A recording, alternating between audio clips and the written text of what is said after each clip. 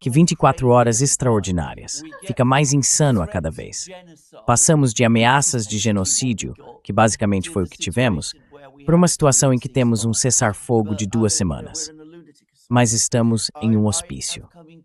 Tenho chegado cada vez mais à conclusão de que a reunião de que falamos na semana passada entre o ministro das Relações Exteriores do Paquistão e Wang Yi foi o momento-chave de toda essa crise. Eu disse isso em um programa que fiz hoje, mas enfim, vamos avançar nisso. Então, bom ver você novamente. Que alívio, aliás, poder conversar de novo com alguém da China sobre assuntos chineses.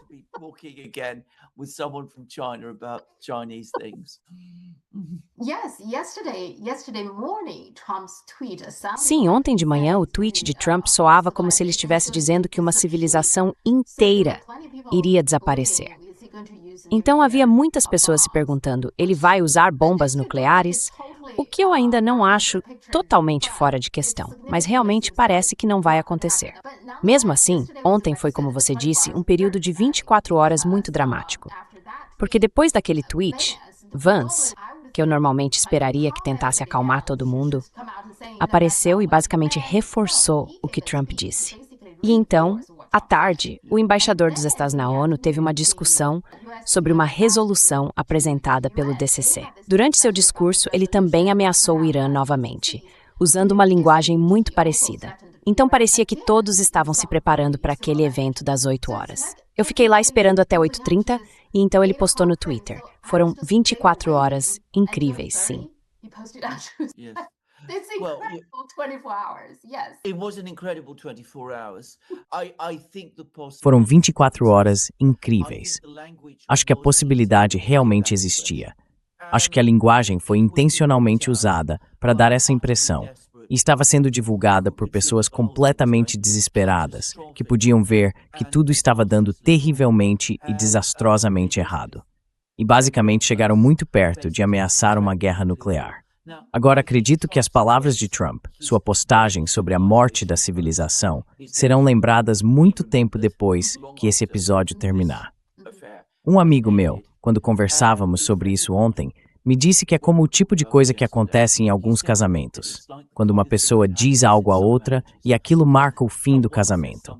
Quero dizer, nada do que acontece depois consegue juntar as coisas novamente. E eu me sinto assim em relação ao comentário de Trump. Acho que foi algo dessa magnitude.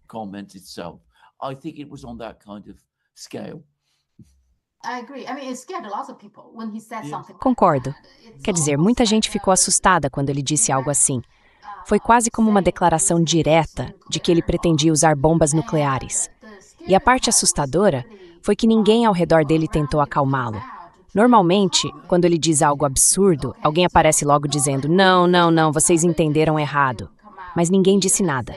Em vez disso, apenas o reforçaram. Essa foi a parte assustadora.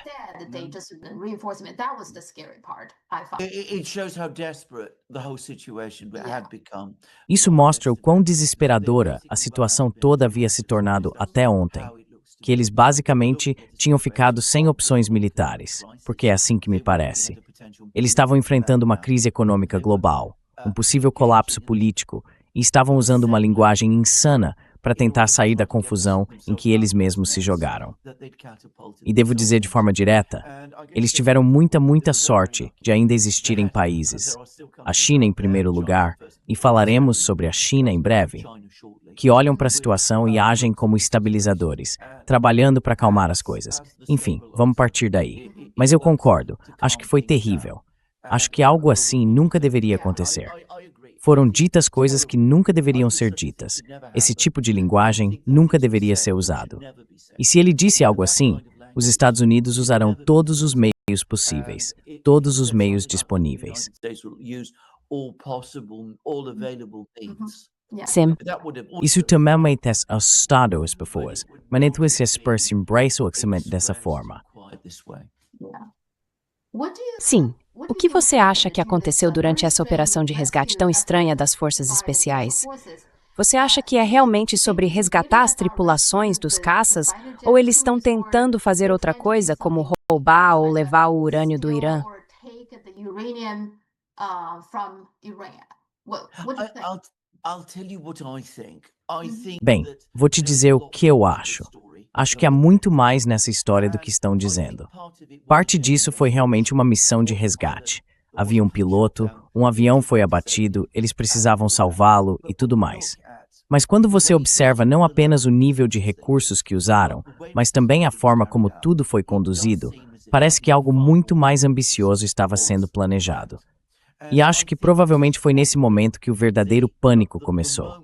Porque, se você voltar alguns dias, antes do feriado da Páscoa, havia muitos relatos de que Trump e o governo estavam planejando algo grande para a Páscoa, em termos militares, para conseguir um avanço, para virar completamente a situação.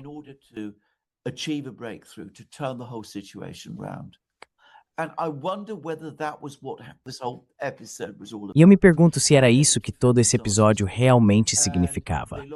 Então, tudo fracassou de forma desastrosa, e eles perderam aparentemente cerca de 500 milhões de dólares em aeronaves valiosas, e em 2 casos, quase insubstituíveis. De repente, eles se viram em uma situação em que não tinham mais cartas militares para jogar. Foi então que tudo começou a sair dos trilhos. Todas aquelas enormes ameaças de aniquilação nuclear, de destruição de civilizações, e as conversas sobre essa força imensa, essa vasta destruição de toda a infraestrutura do Irã. Foi aí que tudo começou.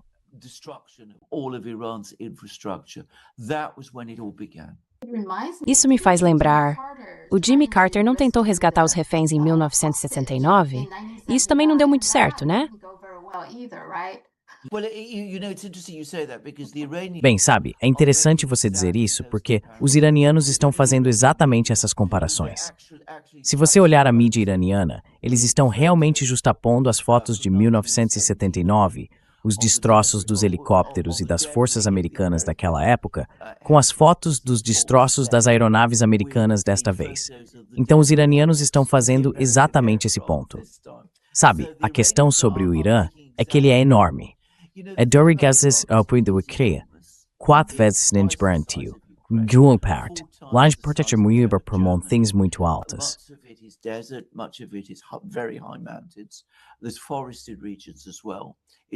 Há também regiões florestadas, é uma paisagem difícil, e claro, é populosa, uma população muito grande e forças armadas relativamente bem organizadas, mais do que em 1969. Portanto, qualquer tipo de operação como essa poderia facilmente resultar em tropas inseridas sendo isoladas. E se você ler os relatos iranianos dessa operação, foi quase isso que aconteceu.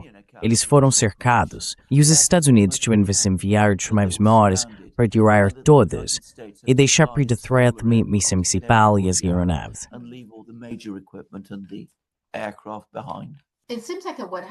Parece que o que aconteceu no fim de semana foi que qualquer coisa que ele estivesse planejando fazer fracassou completamente. Sim. E então, acho que foi provavelmente nesse momento que Trump percebeu que a opção militar simplesmente não era uma opção.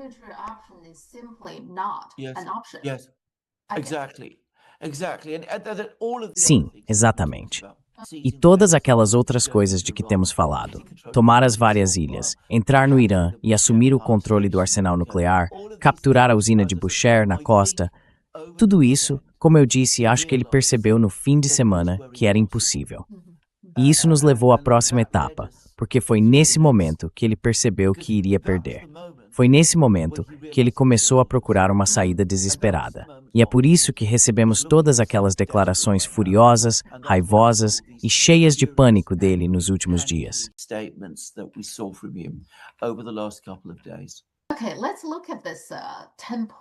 Ok, vamos analisar esses 10 pontos. O interessante é que eu nem tenho a mesma versão desses 10 pontos. Então, primeiro, este aqui eu obtive da mídia chinesa, que o reportou a partir dos iranianos. Seria a versão persa disso. Certo, aqui diz, de acordo com a radiodifusão da República Islâmica do Irã, que as 10 condições são as seguintes. Os Estados Unidos devem, em princípio, garantir que não violarão o Irã. Um acordo sobre a passagem segura pelo Estreito de Hormuz deve ser estabelecido, assegurando o papel dominante do Irã.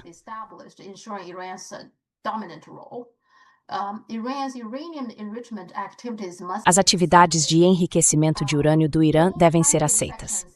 Todas as sanções primárias contra o Irã devem ser suspensas.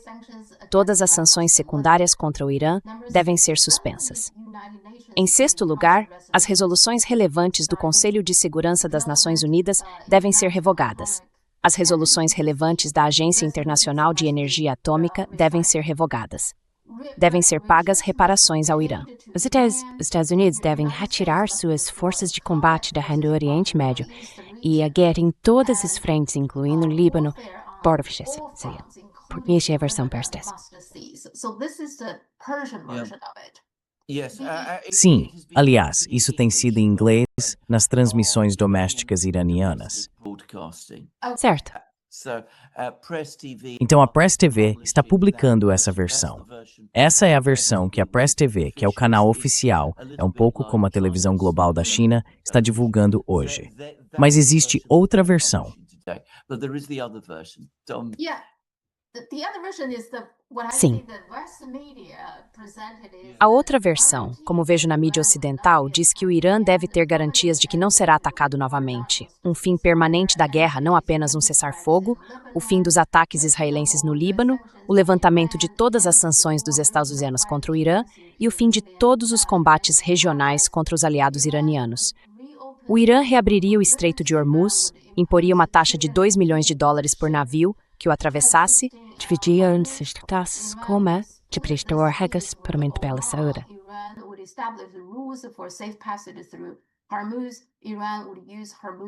Hormuz. O Irã usaria as taxas de Hormuz para reconstrução em vez de reparações. Então, acho que talvez existam diferentes versões disso, mas parece ser por aí que a discussão está indo. Agora, algumas diferenças importantes entre essas duas versões. O que basicamente estão dizendo em ambas é garantir a segurança do Irã, suspender todas as sanções e compensar o Irã. Mesmo assim, não está claro como compensar o Irã. Também não acho que sejam a mesma coisa. Mas o que não é mencionado na segunda versão é a aceitação do programa de enriquecimento do Irã. Sim. E então retirar as tropas do Oriente Médio. Sim. Esses são dois pontos muito importantes, não é? Eles são muito, muito importantes. Acredito que as versões originais em persa são as verdadeiras.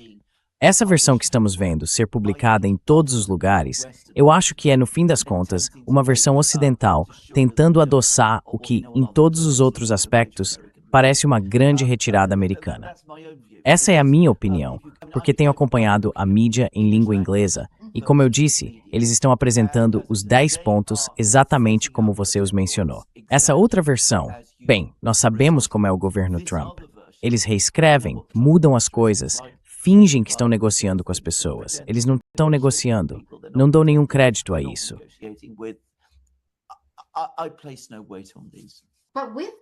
Mas, com isso, acho que as negociações que devem acontecer no Paquistão vão ser difíceis, não acha?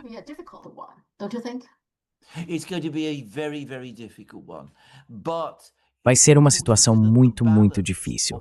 Mas é importante notar que o equilíbrio de poder entre os dois lados mudou. Antes de fevereiro, antes do ataque em fevereiro, os Estados Unidos eram claramente a parte mais forte. Era uma superpotência. Estava ameaçando o Irã, dizendo: se vocês não fizerem isso, nós os atacaremos, faremos aquilo ou apertaremos as sanções. Agora temos uma situação diferente, em que o Irã mostrou que se os Estados Unidos atacarem, ele pode resistir ao ataque.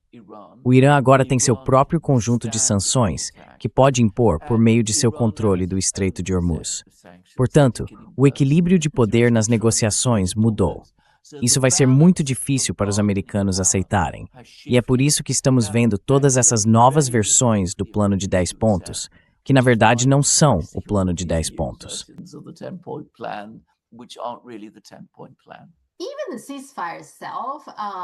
Mesmo o próprio cessar-fogo? Estou muito cético, porque eles já fizeram cessar-fogos no passado. Lembro que no ano passado, depois de 12 dias, houve um cessar-fogo. Então veja, mesmo agora, de acordo com a versão em inglês, ou se você ouvir, Trump diz ok, o Estreito de Hormuz está aberto, ou algo assim. Mas se você olhar para o ministro das Relações Exteriores do Irã, ele postou no X. Foi isso que ele disse sobre o cessar-fogo. Ele afirmou: se os ataques contra o Irã forem interrompidos, nossas poderosas forças armadas cessarão suas operações de defesa. Certo, isso soa bem. Mas então ele disse: por um período de 2 semanas, a passagem segura pelo Estreito de Hormuz será possível mediante coordenação com as forças armadas do Irã e levando em consideração as limitações técnicas. Então não é exatamente um passe livre para todo mundo atravessar, é? Blank check everybody passing, No. isn't it? That's exactly right. It's not. I mean, it's hedged with conditions. Exatamente. Não é. Quero dizer, está cheio de condições. Isso significa que os iranianos ainda mantêm a opção de fechar o Estreito de Hormuz se decidirem fazer isso. E outra coisa que torna essa situação muito frágil é que os israelenses insistem em continuar suas operações militares no Líbano. Agora, o que eu acho que os israelenses estão tentando fazer é criar uma situação em que os iranianos sintam que precisam ajudar os libaneses. Momento em que Israel dirá aos americanos: vejam, vocês podem ver o que os iranianos estão fazendo. Precisamos que venham em nosso socorro. Então Israel não está satisfeito com isso. Na verdade, estão horrorizados e farão tudo o que estiver ao seu alcance para tentar sabotar o acordo. E seu poder é considerável, e é bem possível que consigam. And their power is considerable, and they may very well succeed. Sim, um dos canais de TV israelenses, o canal 13, acho, chegou a colocar um cronômetro com contagem regressiva até às 8 horas de ontem, que era o prazo final. Eles estavam totalmente preparados para o Trump fazer qualquer coisa absurda que ele fosse fazer. E para pessoas assim, devem estar completamente decepcionadas. Sim, eu acho que sim. Eu acho que com certeza são. Eu percebo que agora há uma divisão entre Israel e os Estados Unidos. Por um lado, parece que há um cessar-fogo entre os Estados Unidos e o Irã, mas não está claro para mim que exista um cessar-fogo entre o Irã e Israel. Porque mesmo depois de anunciarem isso, aparentemente o Irã continuou atacando certas partes de Israel. E eles disseram: nós não temos um cessar-fogo com Israel. Então esse é um ponto. E depois, não faz muito tempo, apenas alguns dias atrás, quando estavam falando sobre tropas terrestres, alguém perguntou a Netanyahu e ele realmente disse: bem, tropas terrestres, significando tropas terrestres dos Estados Unidos. Basicamente, ele disse que não haveria soldados israelenses nas tropas terrestres. Mas você sabe, nas redes sociais, várias pessoas apontaram isso. Então ele deixou muito claro que Israel não vai enviar soldados, serão soldados dos Estados Unidos. Então você vê esse tipo de coisa. Eu realmente acho que agora há, aos poucos, algum tipo de divergência entre os dois países, certo?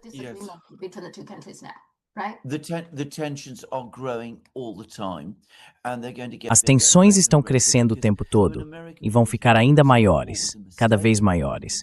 Porque do ponto de vista americano, em primeiro lugar, a guerra foi um erro e terminou mal. Quero dizer, a vitória não foi alcançada sobre o Irã, então terminou mal.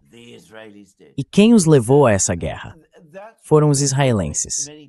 Então isso já vai deixar muitas pessoas nos Estados Unidos muito irritadas com os israelenses e também muito desconfiadas deles. Vão dizer que os israelenses nos manipularam para entrarem numa guerra que não deu certo.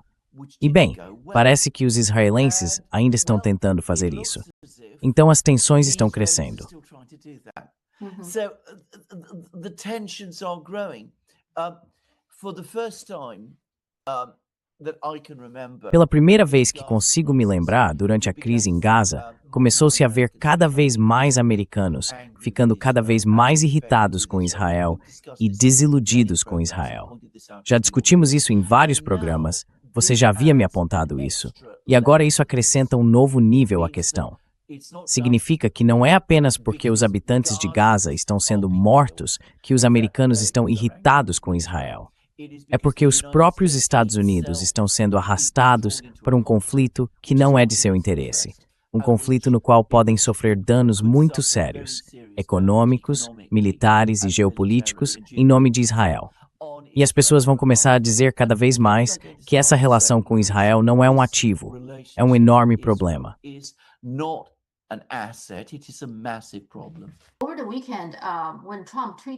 No fim de semana, quando Trump tweetou, acho que foi no domingo de manhã, ele estava ameaçando bombardear pontes, usinas de energia E esse tipo de instalação? Basicamente, isso é crime de guerra, certo? Quando ele estava tweetando sobre isso, usou palavrões. Ele disse, abram o Estreito de Hormuz e usou esse tipo de linguagem.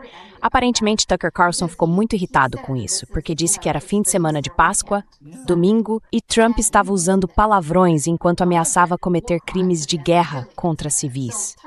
Então Tucker ficou muito bravo em seu programa. E, ao que parece, Trump soube disso e não ficou nada satisfeito, já que Tucker o vinha apoiando há muito tempo. Em certo momento, ouvi dizer que ele até considerou convidar Tucker para ser seu vice na chapa. Então isso deve ser muito frustrante para ele. Perder o apoio de pessoas como Tucker Carlson, não é?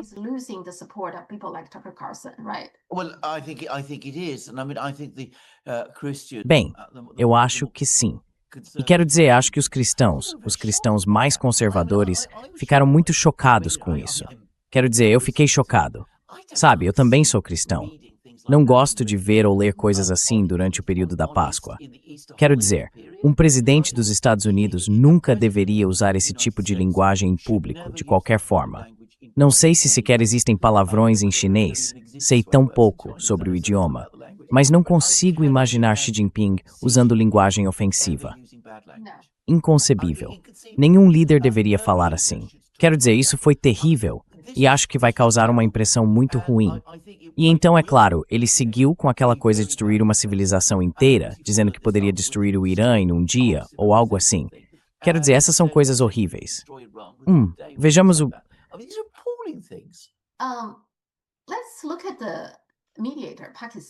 Mediador Paquistão, certo. E então o papel da China por trás disso.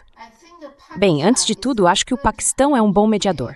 Se a China ou a Rússia se tornassem os mediadores, acho que os Estados Unidos não ficariam satisfeitos com isso.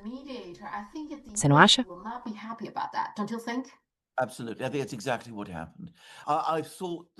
Com certeza.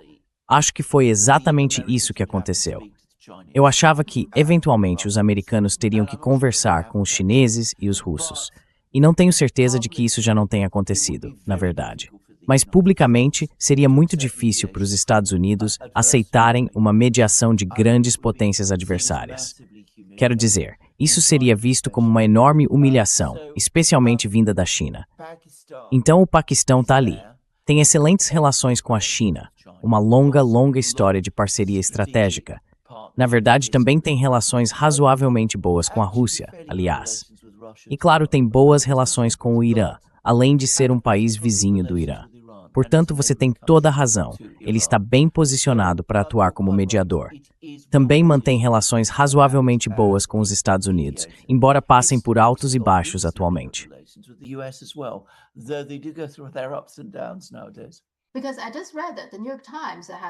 Porque acabei de ler que o New York Times publicou um artigo intitulado China pressionou o Irã por cessar fogo, disseram autoridades iranianas. O texto afirma que a decisão do Irã de aceitar uma proposta de cessar-fogo de 2 semanas, mediada pelo Paquistão, ocorreu após esforços diplomáticos do Paquistão e uma investida de última hora da China, segundo autoridades iranianas. A China pediu ao Irã que mostrasse flexibilidade e reduzisse as tensões, disseram elas. Portanto, fica claro que a investida de última hora veio da China. Isso parece importante.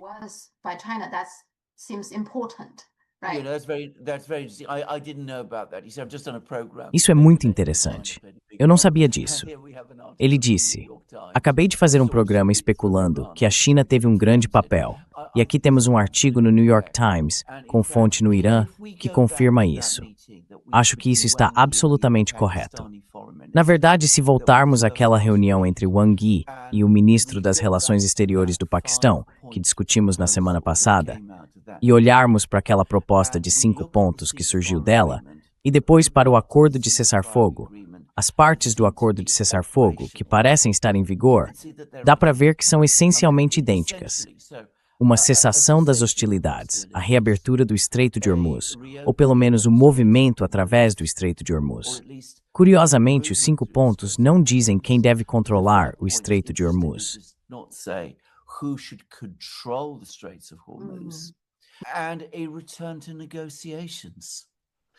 E um retorno às negociações. Portanto, está claro que era isso que os chineses estavam buscando.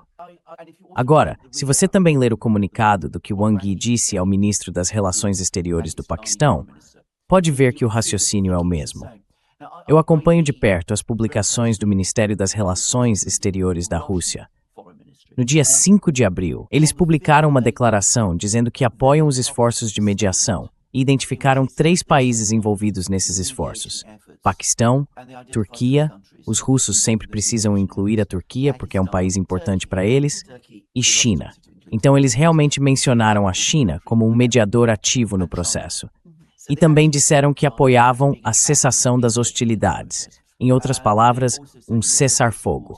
A cessation of hostilities. In other words, a ceasefire. E Wang Yi, se você olhar o registro de ligações dele, acho que nas últimas 2 semanas ele tem estado muito ocupado. Ele conversou com os ministros das Relações Exteriores da Turquia e do Egito. Sabe, eles tiveram ligações telefônicas nos últimos, eu diria, 10 a 14 dias. E uma dessas ligações foi há cerca de 7 dias, talvez 6, com o presidente rotativo do CCG. Eu te enviei o resumo dessa conversa? Acho que o Harry fez sim. Ok, acho que fez isso na verdade. Sim, Bahrein, certo. O ministro das Relações Exteriores. Então esse aí eu voltei para dar uma olhada. Achei interessante. Eu vejo a conexão entre aquela ligação telefônica e a resolução da ONU de ontem. Para mim, é como se aquela ligação provavelmente tivesse sido sobre o ministro das Relações Exteriores do Bahrein, discutindo a resolução do CCG com Wang Yi. Porque aqui no comunicado, não é muito longo, há uma frase que diz: as ações do Conselho de Segurança da ONU devem ajudar a reduzir a escalada da situação, parar os combates e retomar as negociações, em vez de endossar atos de guerra ilegais ou alimentar as chamas. Agora, atos de guerra ilegais claramente se refere aos Estados Unidos e a Israel atacando o Irã. Então, mesmo naquela época, durante aquela ligação, acho que o Wang Yi deixou muito claro que eles não iriam apoiar uma resolução que colocasse toda a culpa no Irã. Você não acha?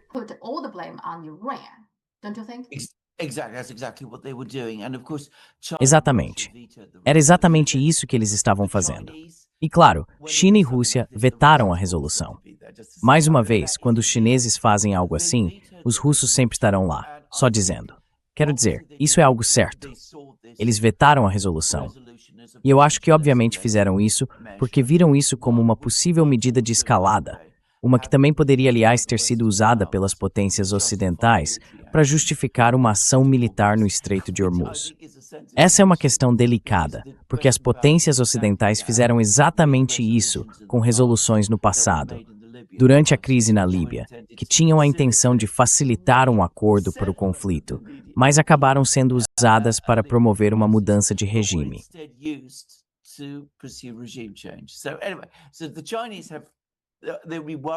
De qualquer forma, os chineses vão se preocupar com isso. Mas também tenho a impressão de que havia um elemento de toma lá, dá cá, por assim dizer. No sentido de que os chineses disseram aos iranianos: olha, concordem com o cessar-fogo, e nós não vamos deixar essa resolução passar. Vamos vetá-la. Não concordamos com essa resolução. Somos simpáticos a vocês. Reconhecemos que vocês são a parte prejudicada. Em troca, vocês devem concordar com um cessar-fogo. Se não podem confiar nos americanos, pelo menos podem confiar em nós.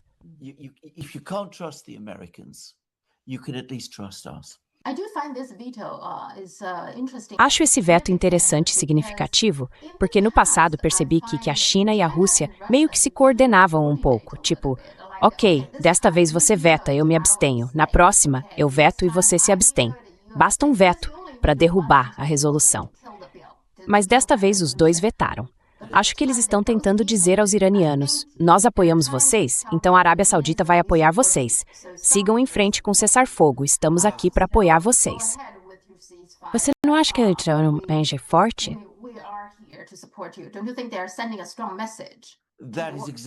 Nós examinaram a mensagem que eles estão transmitindo.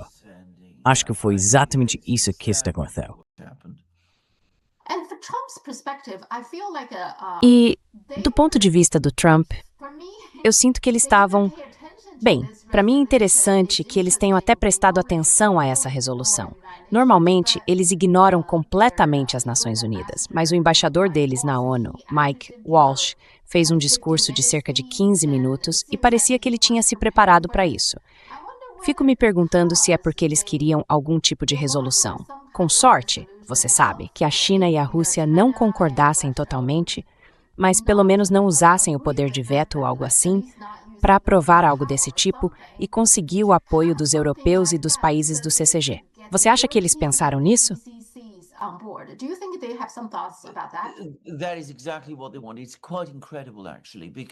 É exatamente isso que eles querem. É realmente incrível, na verdade, porque os Estados Unidos lançaram esse ataque contra o Irã, essa guerra contra o Irã, sem recorrer ao Conselho de Segurança das Nações Unidas. Eles ignoraram completamente o Conselho de Segurança da ONU. O Conselho de Segurança da ONU estava indo muito mal. Já foi apontado que essa guerra é ilegal e agressiva. E isso é algo que alguns aliados dos Estados Unidos têm dito para evitar se comprometerem com a guerra. Então os Estados Unidos dizem a si mesmos: o que precisamos então? Precisamos de uma resolução do Conselho de Segurança da ONU. Então vamos conseguir essa resolução do Conselho de Segurança da ONU. Eu sei que os russos, e tenho certeza de que os chineses, estavam preocupados com isso, assim como aconteceu com a Líbia. Assim, podemos continuar a ação militar e dizer, bem, veja, essa ação militar, só estamos fazendo porque o Conselho de Segurança da ONU autorizou. É o tipo de jogo que os americanos jogam. E a essa altura, China e Rússia já entenderam. Eles entenderam isso há muito tempo.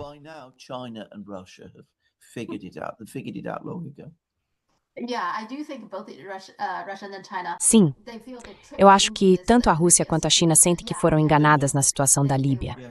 E foram mesmo. Mas o Trump, eu acabei de ler, primeiro li na mídia chinesa e depois fui procurar confirmação, mas acho que é verdade que o Trump também disse que vai impor tarifas de 50% sobre países que fornecem armas ao Irã. Isso acabou de acontecer. Não é bem a cara do Trump. Bem, é absolutamente típico do Trump.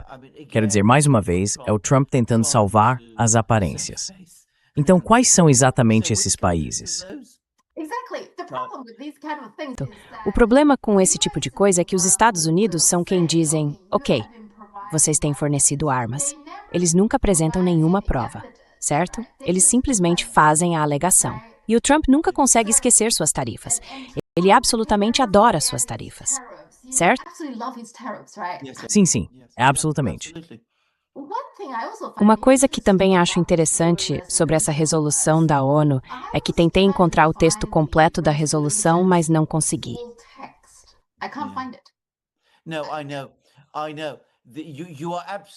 Não, eu sei. Eu sei que você está absolutamente certo. Quando resoluções muito controversas como essa estão circulando, é impossível encontrá-las. Eu mesmo já estive nessa situação. Você pode passar horas procurando e ainda assim não consegue achar. E isso sempre acontece quando é a China ou a Rússia propondo uma resolução. Você tem o texto ali. Normalmente o Ministério das Relações Exteriores russo publica e você o encontra em todo lugar. Mas se for uma resolução apoiada pelos americanos, é quase impossível localizar ou encontrar. Então é isso.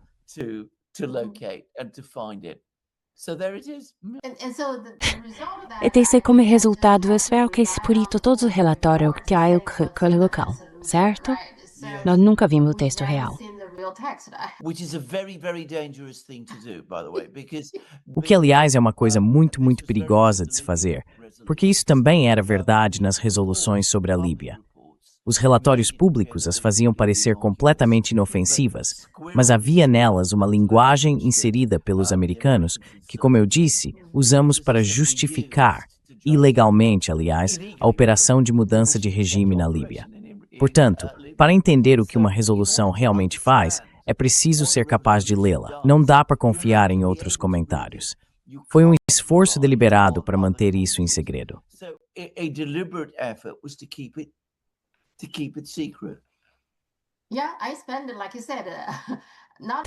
Sim, eu passei, como você disse, não exatamente horas, mas fiquei procurando. Entrei no site da ONU, clicando em tudo quanto é lugar e simplesmente não consegui encontrar. Mas vi que mencionaram que a redação tinha sido alterada. Aparentemente, ainda menos países apoiaram o texto. A França era contra algumas partes da formulação, então acabaram mudando isso também. E aí, a França concordou com essa versão. Mas mesmo assim, isso me deixa ainda mais curioso para ver o texto. E eu simplesmente não consigo encontrá-lo.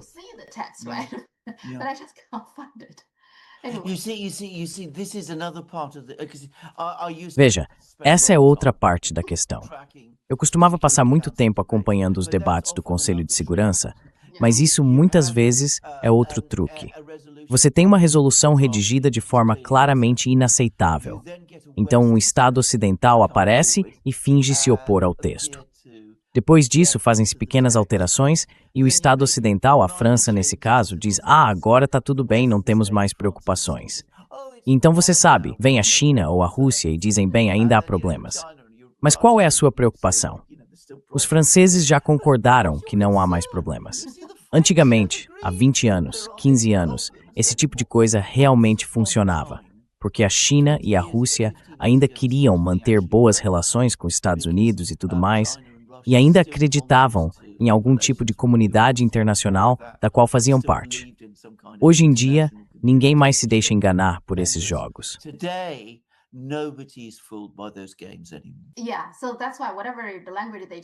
Então é por isso que, seja qual for a linguagem que eles mudem, você sabe, China e Rússia basicamente decidiram que vão se firmar nessa questão. Certo, certo. Agora, o que você acha que os estados do Golfo estão fazendo? Eu imagino que, neste ponto, eles não estejam felizes com o Irã bombardeando todos esses alvos militares. Afinal, é nos próprios países deles. Mas será que eles realmente querem isso? Quer dizer, há até relatos de que o príncipe saudita quer um envio em larga escala de tropas terrestres ou algo assim para atacar o Irã. Você acha que isso é verdade ou o que você acha que eles sentem sobre toda essa situação?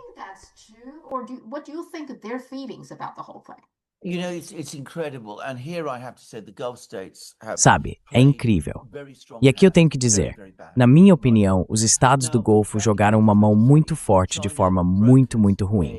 Lá em 2023, a China intermediou um acordo para encerrar o conflito entre o Irã e a Arábia Saudita.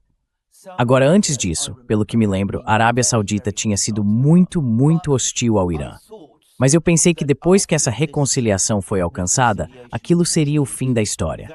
Parece que, no momento em que surgiu a oportunidade, quando acharam que os americanos iriam atacar o Irã, os sauditas voltaram à sua antiga política e incentivaram o ataque ao Irã. E agora, é claro, descobriram que os americanos não são tão fortes quanto acreditavam e provavelmente irritaram a China, já que foi a China quem intermediou aquela reconciliação. Because China brokered this reconciliation. And of course they've angered Iran. Iran must feel E claro, eles irritaram o Irã. Quero dizer, o Irã deve se sentir muito traído. O pesadelo que os sauditas estão enfrentando agora é que os americanos de alguma forma comecem a se afastar do Oriente Médio. Além disso, ficou evidente que os Estados Unidos são muito menos poderosos do que os sauditas e outros imaginavam. Então os sauditas vão se ver diante de um Irã que se mostrou ao mesmo tempo muito poderoso e muito irritado com eles. É compreensível, de certa forma, porque os sauditas e os outros estados do Golfo estão agora muito nervosos com essa situação. Se você joga um jogo tão enganoso e traiçoeiro, corre o risco de perder, de ser pego e se ver em uma posição muito difícil. And finding yourself in a very, very difficult position. And I think that's the position they're in today. The way to do E eu acho que é essa a posição em que eles estão hoje. A maneira de fazer isso é os sauditas conversarem discretamente com os chineses, dizer a eles: olha, o que quer que tenha acontecido foi claramente um erro. Agora entendemos perfeitamente que as relações com o Irã precisam ser estáveis. Vocês podem nos ajudar novamente? A China faria isso. A China ajudaria a Arábia Saudita com o Irã. A China tem boas relações com a Arábia Saudita e faria isso. E ela quer estabilidade e paz no Golfo Pérsico. Mas isso não mudará o fato de que os iranianos serão muito mais desconfiados do que vinham sendo até agora. Well, Bem, Irã e Arábia Saudita é principalmente porque existem diferentes facções dentro do Islã, como uma é xiita e a outra é sunita, ou há outros motivos. Não vejo que eles tenham uma disputa territorial, então existem outras questões entre eles.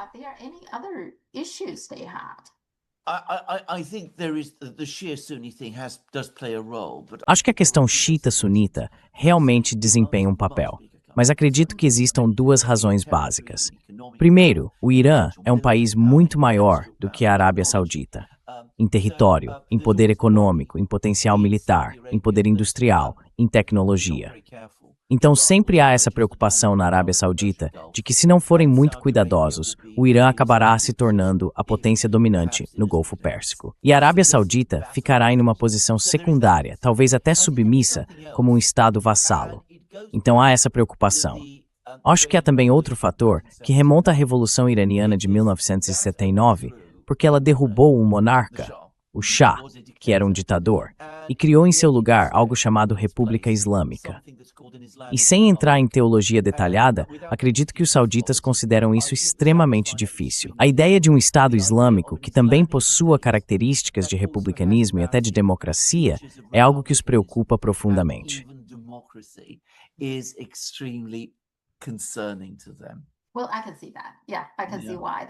Bem, eu entendo. Dá pra ver porque isso é um problema pra eles. Sim, isso os deixa desconfortáveis. Pois é.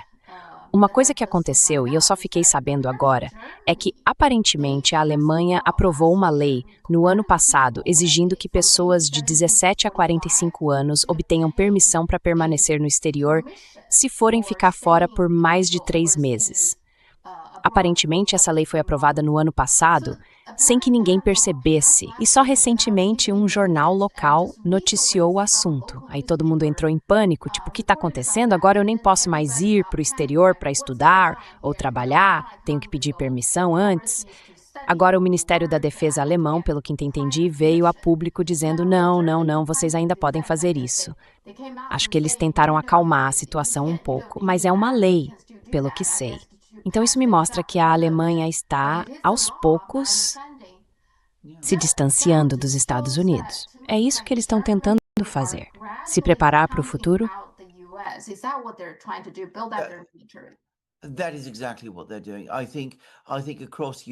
É exatamente isso que eles estão fazendo. Acho que em toda a Europa há agora um sentimento de que, de uma forma ou de outra, o acordo pós-1945 na Europa, em que os americanos estavam aqui como protetores, os guardiões da Europa, primeiro contra os soviéticos e depois contra os russos, está chegando ao fim. E os europeus estão dizendo a si mesmos, bem, temos que começar a pensar em um mundo pós-americano. Agora, eles estão fazendo isso de uma maneira completamente errada. Em vez de tentar construir a paz em seu continente, o que significa dialogar com os russos, que na verdade não representam nenhuma ameaça para eles, o que estão fazendo é tentar se militarizar, o que é praticamente a pior coisa que poderiam fazer nessa situação.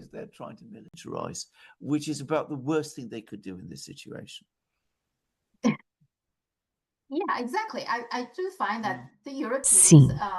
Exatamente. Eu realmente acho que os europeus, quando se preocupam com algo, não gostam de tentar construir a paz. Por exemplo, agora há uma crise do petróleo, certo? E isso é por causa da situação no Oriente Médio. Bem, por que eles não trabalham com a Rússia? Eles têm um vizinho que pode ajudá-los com todas essas questões. E mesmo assim, continuam a se agitar contra a Rússia. Quer dizer, eu não entendo. Eles dizem, ok, precisamos diversificar. Bem, diversificar de quê? Eles tinham um bom fornecimento de energia. E destruíram isso assim que a guerra na Ucrânia começou. Mesmo que não seja uma guerra entre a Europa e a Rússia, e sim entre a Ucrânia e a Rússia. Mas eles precisaram se envolver e cortar sua própria energia barata. Eu simplesmente não consigo entender isso. E enquanto isso dizem, ok, veja como é perigoso, temos a Rússia. Bem, foram eles que destruíram o relacionamento com a Rússia. Ken pode simplesmente esquecer.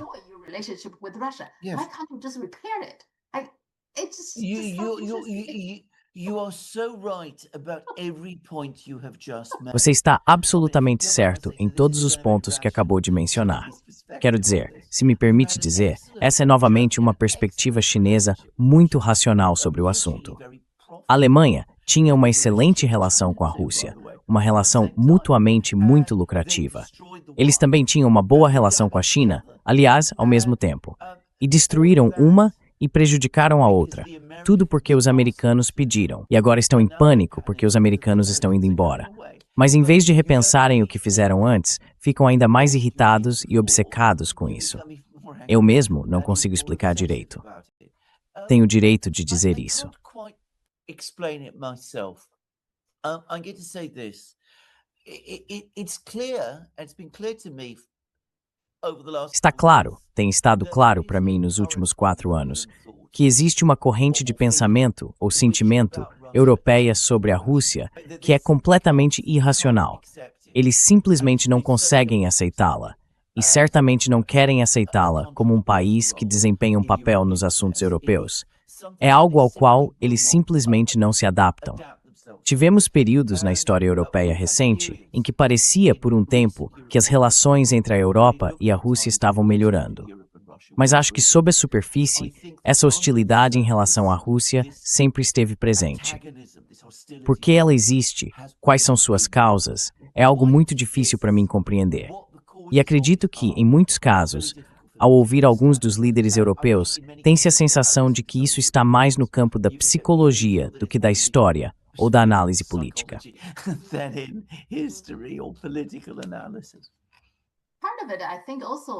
Parte disso, eu acho, é que a Grã-Bretanha também tinha essa, seja qual for o motivo, alguma questão histórica entre as duas famílias reais, como você explicou antes. Mas eu acho que a Grã-Bretanha, em geral, não quer ver a Europa tendo um bom relacionamento com a Rússia.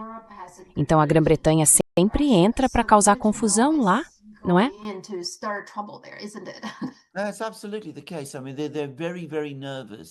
É exatamente isso. Quero dizer, eles estão muito, muito nervosos, especialmente quando alemães e russos se aproximam. Isso os deixa muito assustados. É difícil dizer exatamente do que eles têm medo, mas parece que acham que algo terrível aconteceria se alemães e russos realmente se tornassem amigos plenamente unidos. Quero dizer, eu não estou preocupado com isso. Pelo contrário, eu veria isso como uma oportunidade para o Reino Unido. Mas nós nunca pensamos assim. Temos, no Reino Unido, essa hostilidade extrema em relação à Rússia, que é quase uma doença. E, infelizmente, acabamos contagiando muita gente com isso também.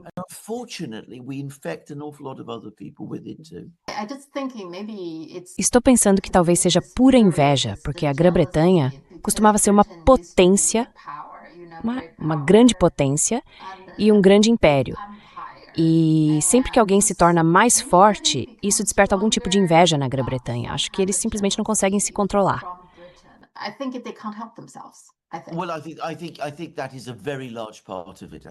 Bem, acho que isso é, na verdade, uma parte muito grande da questão. Quero dizer, no século XIX, quando a Grã-Bretanha estava no auge de seu poder, seu principal rival era, na verdade, a Rússia.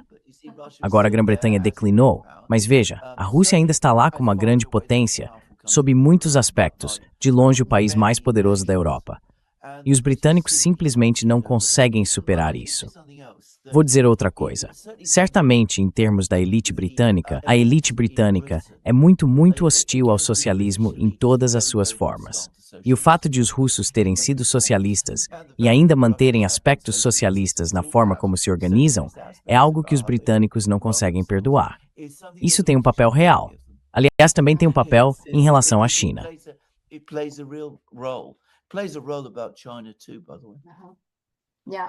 É o que é um pouco como o Irã ser uma república islâmica, e o Saudi tem um certo problema com isso. Sim. Certo. Muito bem, China. Então, há um grande evento. O líder da oposição de Taiwan está visitando a China neste momento. Para ser sincero, acho que a maior parte do público já perdeu quase todo o interesse nisso. O que acho interessante é o seguinte: como a China agora está muito à frente em termos de poder nacional, a China continental, Taiwan está se tornando cada vez menos importante. Quero dizer, antes de tudo, a própria Constituição de vocês diz que fazem parte da China, então vocês fazem parte da China, independentemente do que façam. Simplesmente não podem mudar isso. E, em segundo lugar, o que podem fazer? podem continuar hostis em relação ao continente ou amigáveis em relação ao continente. Isso não afeta o continente em nada. Só afeta Taiwan, não é? It only affects Taiwan itself, isn't it? I think that's absolutely right. I can remember back in the 1980s. Acho que isso está absolutamente certo.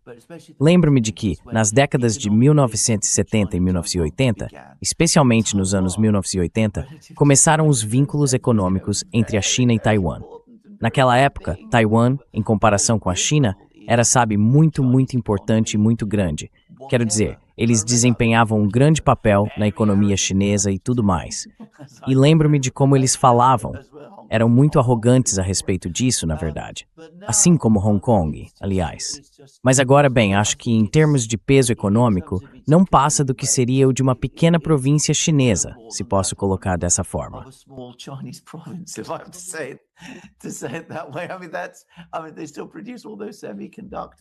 Quer dizer, eles ainda produzem todos aqueles semicondutores, mas mesmo isso não vai ser algo grande em alguns anos, porque até lá a China já terá dominado completamente essa área também.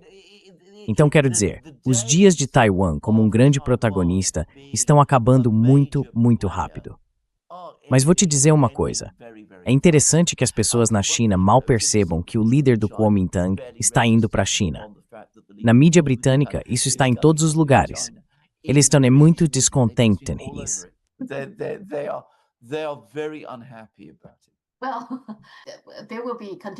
Bem, eles vão continuar insatisfeitos com isso, porque você sabe, o continente continua ficando mais forte e vai chegar a um ponto. Na verdade, estou começando a acreditar que o que o governo chinês está tentando fazer é levar as coisas a um ponto em que Taiwan simplesmente se veja sem outra escolha a não ser se unificar com o continente. Porque mesmo agora, como na fronteira entre a China e Mianmar, ou entre a China e o Camboja, há pessoas, moradores de vilarejos, que movem as pedras ou rochas que marcam a fronteira. Então aqui está a placa da fronteira, certo?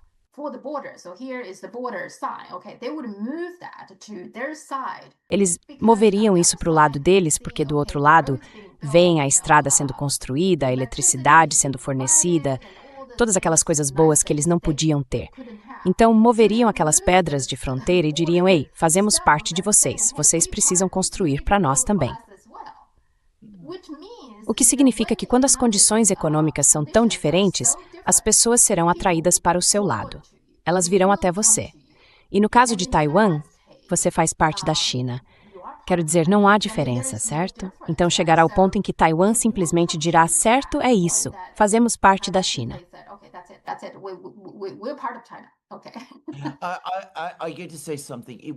Eu preciso dizer algo. Isso teria acontecido há muito tempo.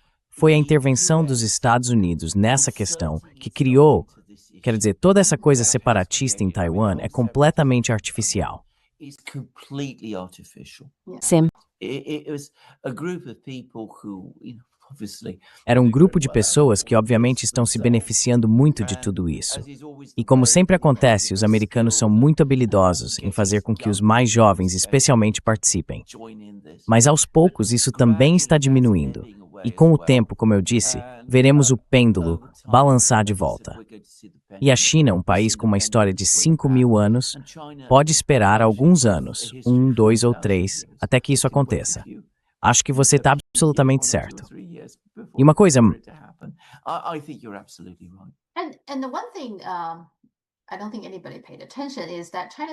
Acho que ninguém prestou atenção nisso.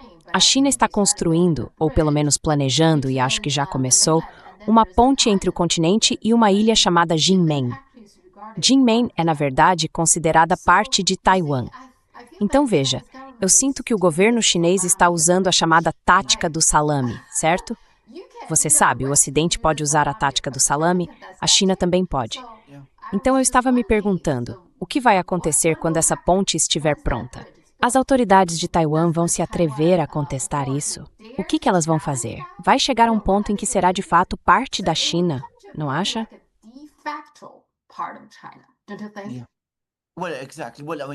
Exatamente.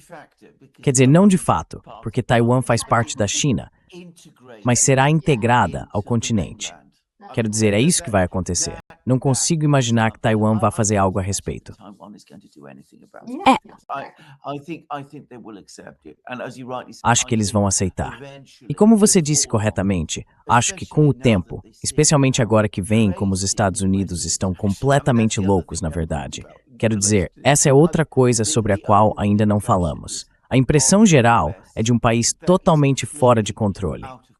Acho que cada vez mais pessoas em Taiwan vão dizer, bem, sabe, vamos para o lugar que é previsível, estável, racional e próspero, e que nos oferece um futuro melhor e mais seguro do que essa superpotência absolutamente irracional e errática que destrói tudo por onde passa. Acho que você vai ver cada vez mais isso.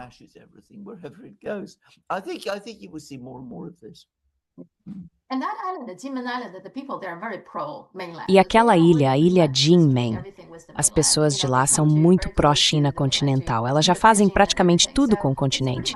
Sabe, chegam bem perto do continente para pescar e tudo mais. Então é praticamente uma parte da China já, especialmente aquela ilha. É isso. E eu realmente acho que a liderança chinesa provavelmente está observando o que está acontecendo na Ucrânia, na Rússia e nas nações do Golfo com o Irã. Esses são, pode-se dizer, países intimamente relacionados. Deveriam ser como irmãos, mas eles lutam entre si porque o Ocidente causou isso. Acho que a China vê isso como uma tragédia. Por essa razão, acredito que eles estão muito relutantes em tomar uma ação militar contra Taiwan, porque o governo chinês veria isso como um fracasso, ou seja, o Ocidente teria conseguido provocar problemas a ponto de eles acabarem lutando entre si.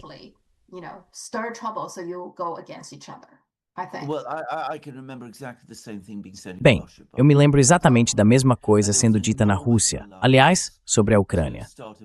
Havia uma enorme relutância em iniciar uma campanha militar contra a Ucrânia, porque as pessoas lá diziam, esses são nossos próprios irmãos e irmãs. Fazemos parte da mesma família. Eles falam russo como nós, falam como nós, comem a mesma comida que nós, leem os mesmos livros, casamos entre nós. E uma das razões pelas quais a crise na Ucrânia se prolongou por tanto tempo antes de os russos agirem foi porque eles não queriam agir.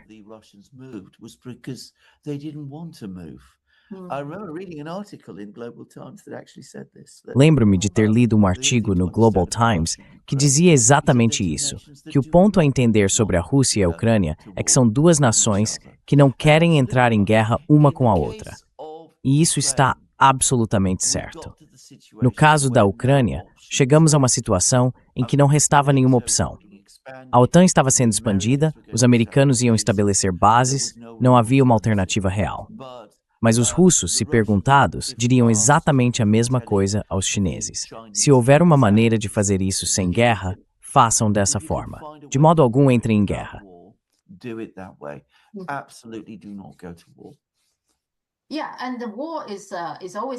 E a guerra é sempre uma opção. Eles não disseram, sabe, que vão descartar isso de forma alguma. Podemos ainda chegar a esse ponto, quem sabe, né? Os Estados Unidos podem fazer algo extremo. Hoje em dia, quero dizer, com o Trump, tudo é possível. Mas eu acho que eles estão muito relutantes e muito pacientes, na minha opinião.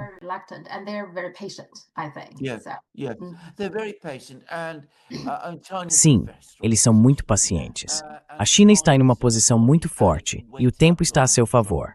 Ela pode simplesmente esperar Donald Trump. Também acho, como disse, que o movimento separatista em Taiwan já passou do seu auge. Quero dizer, eles não governaram bem, não foram um caso de sucesso internamente. E considerando que a maioria dos taiwaneses se sente chinesa,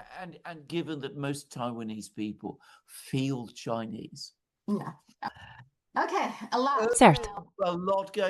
muita coisa acontecendo. Fico me perguntando onde estaremos na próxima semana. Mas uma coisa eu posso dizer, a China continua sendo aquele grande foco de sanidade no mundo. Então, bem, é isso.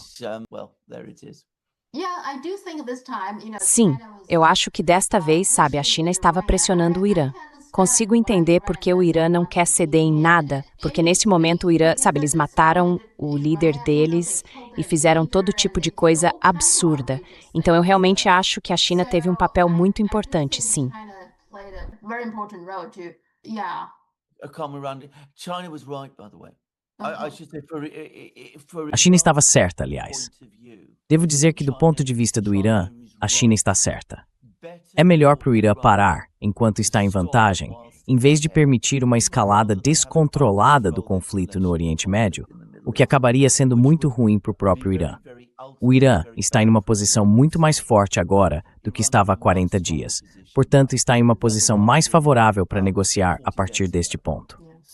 Se a guerra tivesse continuado, bem, a guerra é perigosa e imprevisível, e poderia muito bem ter se transformado em um desastre. Enfim, obrigado. And it might very well have turned into a disaster. Anyway,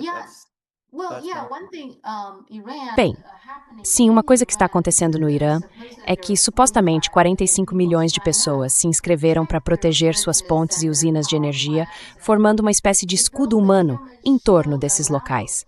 Agora, se os Estados Unidos, por amor de Deus, estivessem loucos o suficiente para realmente bombardear esses locais, quero dizer, as baixas seriam inimagináveis. Inimaginável. Absolutamente. Absolutamente verdadeiro. Absolutely true. Certo, vamos ver em que podemos concordar. Indeed. De fato. Tenha uma ótima semana. Até a próxima. Next week. Tchau. Tchau. Bye.